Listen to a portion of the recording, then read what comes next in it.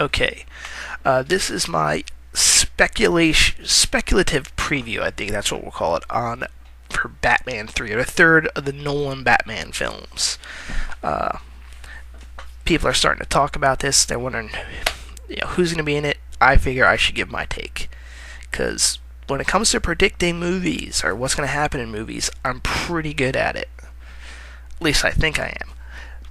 We'll use this as kind of a basis, I guess. First big question people had with this, well, of course, is villains, but before that, I think people were worrying, is Nolan going to come back? I'm pretty certain everything's looking like Nolan's going to come back and direct it, thank God.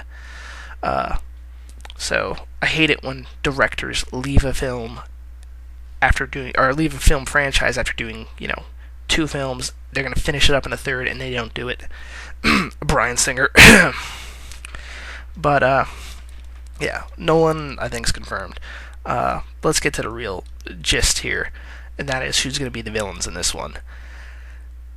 Or who's at least going to be, what villains they're going to choose. Maybe not necessarily who's going to play them. Let's just hit this one right out of the park. The Joker. I do not think he's going to be back. For this studio, that's a huge gamble on anyone they pick.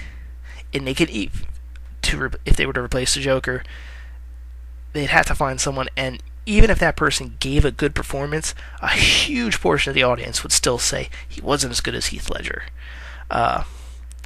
It's just a major risk. So I think they're going to avoid it. If they do have the Joker, because I have a feeling Nolan intended the Joker to come back in the third one in some way, whether it be escaped, because he has tied with the first two. He made sure there was an overlap. We saw Scarecrow, he was kind of the main villain in the first one, and we saw him at the beginning of the second one. So we know there's big overlaps with that, or at least Nolan likes to intertwine his films, make sure there's overlaps of characters and some overlap of story. So I think if they're going to bring him back, they'll do something like they did in Gladiator, or when that one singer died when they did the vampire movie. I forget what the name of it is. I really should have IMDb brought up when I start discussing this stuff. But if they bring him back, I'd say it'll be something like that, where they might CG Heath Ledger, or they might have this is what I think they're going to do. They'll have him executed at the beginning of the film. Or maybe not even the beginning of the film, but they might mention he was executed off screen. Because, let's face it, for all the people he killed and all the stuff he did, they'd sentence him to death. Sure, you can say he's insane, but, for the layman out there, there's a difference between being insane and being criminally insane.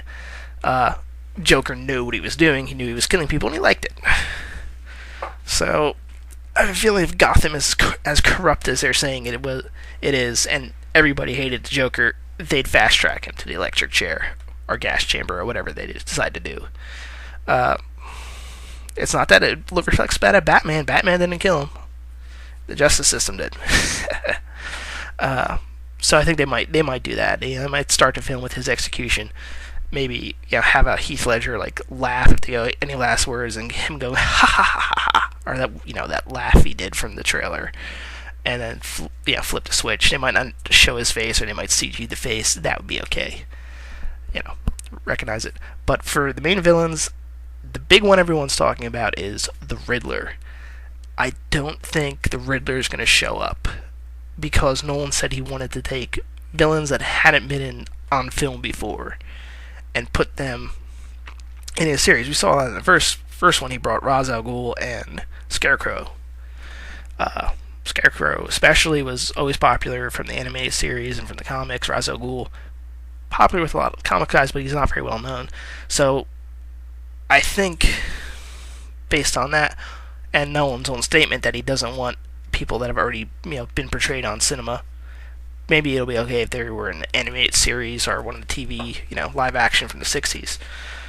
But I don't think the Riddler is going to show up. Who I think is going to be the Riddler, and I think is going to fill the role of the Riddler, will be Hugo Strange, or Doctor Strange, if you want it to be formal. But it'll be Hugo Strange because, he's this. For those of you who aren't familiar with him, he's a psychiatrist that deduces Batman's identity. I could see him being brought in maybe possibly by private, newspapers or such, or maybe by the mayor's office, because they believe Batman's, the police are not trying to get Batman hard enough, which, Gordon, knowing that Batman is innocent of killing Harvey Dent, would, well, maybe not innocent of killing Harvey Dent, he did kind of jump and crash down a couple stories with him, but, he knows Batman is a good guy and not a bad guy. So I would imagine Gordon's kind of hampering their abilities, so somebody might bring in a professional, great, profiler, Hugo Strange, which I'm guessing they would do make him a profiler for the movie. And that would be great because I think with him, or at least in this type of role, you can have interactions with Bruce. You can have finally a villain interacting with Bruce, kind of confronting him, which is something we haven't really seen in the Batman films. Alright, maybe with Ra's al Ghul in the first one, and Harvey Dent, he never dealt with Harvey as Bruce. There was only a couple scenes with Bruce and Harvey, and it wasn't Two-Face Harvey, it was regular Harvey. Who I think might play Hugo if they cast him, Robin Williams, if only because he kind of looks like him, and he wants to be in the Batman. He actually is like putting out on the internet that he wants to be the next Batman villain. And I think he could play Hugo because Hugo's strange, obviously. Who else? There's always been a main mafia villain in the Nolan films. I think that'll be Black Mask. And even though he's more of a traditional villain, somewhat in the comics, he's always been a leader of the mob in some way. They'd probably bring him and introduce him, and I don't think they'd have it permanent. Well, in the comics, he's had the mask is like burned to him. They might burn onto his skin. They might have that like towards the end of the film, him actually getting a mask burned onto him. But before that, I could imagine him like wearing the mask like mob meetings, because the mob's been pushed to that edge where they can't trust each other now. They might turn on each other, so the head of the mob in Gotham keeps his identity secret. And that's great progression. It would have showed how Batman has progressively hurt the mob through each movie, that now they can't even trust each other because the police and Batman have gotten to so many of them. So I could see, there is now a good legitimate reason for him to be wearing a mask to around his mob buddies. That actor, anyone can play that. Who's the other? There's always only been two main villains in these movies, and I think the other one is going to be Harley Quinn, mainly because it allows for the Joker's presence to somewhat come through to the third film. Because I had a feeling they intended to do that. Harley Quinn is the perfect character in order to continue having the Joker element there. Plus, if it's just Batman going against the mob with Hugo Strange trying to track him down, it'd be hard to, pull him out of because, where the mob is not necessarily where there's going to be legitimate stuff going on, easy for the police to get to, or whoever's legitimately hunting him to get to. So if you have Harley can be kind of being the arco-terrorist that Joker was, causing mischief and causing, Batman to have to come more out into the public where the police are kind of forced to have to go after him too. And plus, I must admit bias, she's my favorite comic book villain. I'd imagine she'd be a lot darker than her animated counterpart and even her, comic book version, but that's okay. I could see dark Harley Quinn. It would be kind of awesome.